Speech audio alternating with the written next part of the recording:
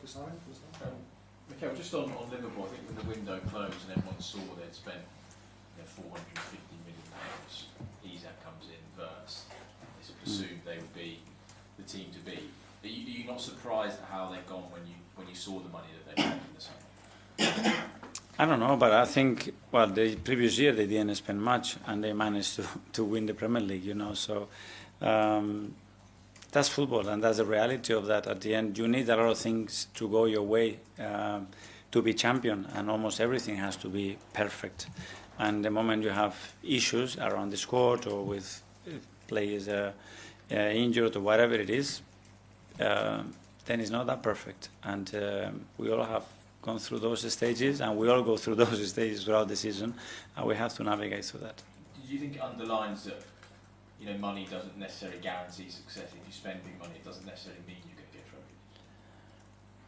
Well, there is a lot of stories, especially when you talk about the level of wages that you spend in the squad and the level of players that you have, that over a certain period of time you are going to be very successful. That's the history of the Premier League. It's not something that I'm saying that has happened time after time in this league over the years. Hi Mikel, you said earlier about how you didn't necessarily ask or demand to be manager rather than head coach. How did that conversation come about then, like that transition? Because surely it just wouldn't come out of the blue. No, it was in my house and they came to me and they started to propose the idea of what I thought and the way they wanted to structure the club. That was after probably 5-6 months in the job, and yeah, they believed that it was it. This is where I think I can help. This is my vision. This is what I would do. This is how I see this project. I presented it, and from there we started all together to start to add value to those ideas. Who was it that came to your house? Sorry? Who was it that went to your house? I prefer to keep that private. And in terms of the change, what are the main differences that you've seen with that title? Because we've seen obviously with Amorim, with Maresca, the problems that they've obviously said about the caught up with the difference. What's the main changes? Honestly, for me, it was the same here. The next day, because even doing that, I never am forced to say, no, I want this player and say, fini, don't talk. And it's my decision. I think the best decisions are always when people can discuss them, can reflect on the reasons why we have to do what we have to do, agree to that, and then once we make a decision, whether it is the right one or the wrong one, stick by it. Tom? Hi Mikel. Can I ask you about Martin Odegaard? Because 3 goal contributions in his last 3 games, and you've won every single game that he has started in, bar the Villa game so far this season. He's only one player in the 11, but what does that say about his importance to your team when he does start those matches? Oh, he's a massive player for us. That's why he's our captain. And this season, we started a long part of this season without him, and especially with a lot of interferences in relation to the injuries that he had, starting games and having the problem with the shoulder, coming back, having another one, then having the knee injury. So, yeah, the team obviously, it is different with him. It's true that we have very good options as well to do that. When Martin is at his best and the manner that he's playing at the moment is a player that makes a huge difference for us. And Ebbs has come in this season, probably the first time Martin has a player of a similar age to him, similar seniority and of course value in the team. Do you feel like Ebbs' arrival has pushed Martin, maybe made him more focused to compete for that first team position slot? Yeah, but I think we can extend that to any position in the squad, and that's what we have tried to do with Piero arriving or Mosquera. Probably guys didn't expect that much of the level of performances that he had, but that's what we want. And Ebbs has been exceptional when he's played and when he hasn't played that much, and that's a big quality that we have in the squad that we have to recognize, because then the other players can fulfill the role and everybody's happy because the team is performing and winning. Can you say he's been exceptional when he's not played? What does that mean? Because his level of desire is going even higher. The way he trains every day, the way he wants it, the way he wants to make everything that it takes to change my mind and give him more minutes. It's been phenomenal, and that's not easy. It's easy to expect it, but with the level of players that we are talking, that's not easy, and I'm very confident that we're going to see a great version of Ebbs in the recent months. He obviously can play centrally or on the left as well. He's played both. Do you have a feeling now, after a few months working with him, where he's best on the pitch and where he get the best out of him for us? Depends on the relationship that he has around him and the type of game that we have to play. it's true that he's always been more shifted to the left, whether it's wide or in that pocket space. But as well, he has some great games with us playing the right. I mean, he's that intelligent. He's that good as a footballer that he can occupy any space. I'm more driven to decide where he plays in relation to the players he has got around him than his position, basically. We're not going to be able to get to everyone today, I'm really sorry, so last couple, Gary. Hi. Is it sort of the Liverpool game early in the season when people said about the tactics and the style, did it irritate you at the time, and maybe at the City, that people from the outside were commenting on how you played those games?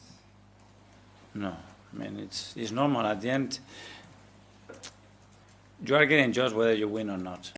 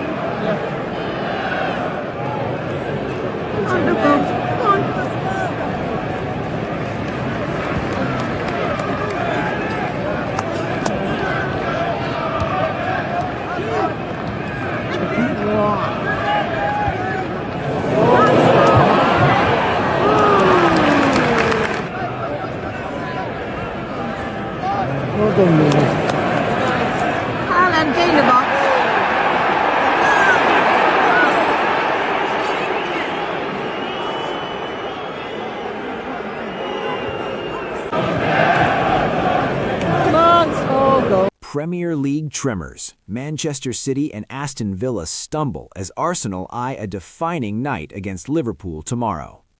Manchester City were held to a dramatic 1-1 draw by Brighton at the Etihad, while Aston Villa could only manage a goalless stalemate away at Crystal Palace. With both title rivals dropping points, Arsenal now stand on the brink of opening up an 8-point gap at the top of the Premier League table if they defeat Liverpool tomorrow night at the Emirates Stadium. For Mikel Arteta and his players, this is more than just another match day. It could be a season-defining moment in the title race. A weekend that shook the title race. The Premier League has always been defined by fine margins, sudden momentum swings, and weekends that reshape the entire narrative of a season. This latest round of fixtures delivered exactly that. Two of Arsenal's closest competitors in the title race, Manchester City and Aston Villa, both dropped crucial points, handing the initiative firmly to Mikel Arteta's side ahead of their massive showdown with Liverpool. Manchester City, the reigning champions and perennial pace-setters, were unexpectedly held to a 1-1 draw by a fearless Brighton side at the Etihad Stadium. Meanwhile, Aston Villa's impressive campaign stalled slightly as they were frustrated into a 0-0 draw by Crystal Palace at Selhurst Park. With both title rivals dropping points, Arsenal now stand on the brink of opening up an 8-point gap at the top of the Premier League table if they defeat Liverpool tomorrow night at the Emirates Stadium. For Mikel Arteta and his players, this is more than just another match day. It could be a season-defining moment in the title race. An 8-point gap would matter so much. Psychological pressure on rivals. Manchester City are used to chasing and being chased, but even they understand the difficulty of overturning an 8-point deficit against a consistent side. Aston Villa, for all their brilliance this season, would find the task even more daunting. Every dropped point from Arsenal's rivals would feel heavier, and every Arsenal win would feel more decisive. Tactical freedom for Arsenal. A larger gap would allow Arsenal to manage games more intelligently.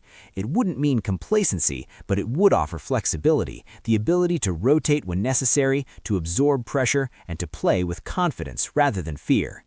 A statement to the league. Winning titles is about timing as much as talent. This is the moment Arsenal have been waiting for. Capitalizing now would send a clear message: the Premier League crown is theirs to lose. From setbacks to strength. Arsenal's journey. Arsenal's current position didn't come overnight. It's been shaped by seasons of rebuilding, difficult defeats, and lessons learned the hard way. Finishing close to the title in previous campaigns taught Arteta and his squad what consistency requires. This season, they look calmer, sharper, and more resilient. They win ugly when needed. They dominate when possible. Most importantly, they respond to pressure with purpose. The dropped points from Manchester City and Aston Villa are rewards for Arsenal's consistency, proof that staying focused week after week eventually pays dividends. Destiny beckons for Arteta and his boys. Football seasons often turn on moments like this. A rival slips, another stumbles. Suddenly, the path becomes clearer, but only for those brave enough to walk it. Manchester City's 1-1 draw with Brighton and Aston Villa's 0-0 stalemate at Selhurst Park have opened the door wide. Arsenal now stand on the threshold of something special. Tomorrow night against Liverpool, under the bright lights of the Emirates Stadium, Mikel Arteta and his players have the chance to take a giant step towards Premier League glory. An 8-point gap would not guarantee the title, but it would shift belief, pressure, and expectation firmly in Arsenal's favor. For Arteta and his boys, this is more than just good news. It is an invitation to seize history.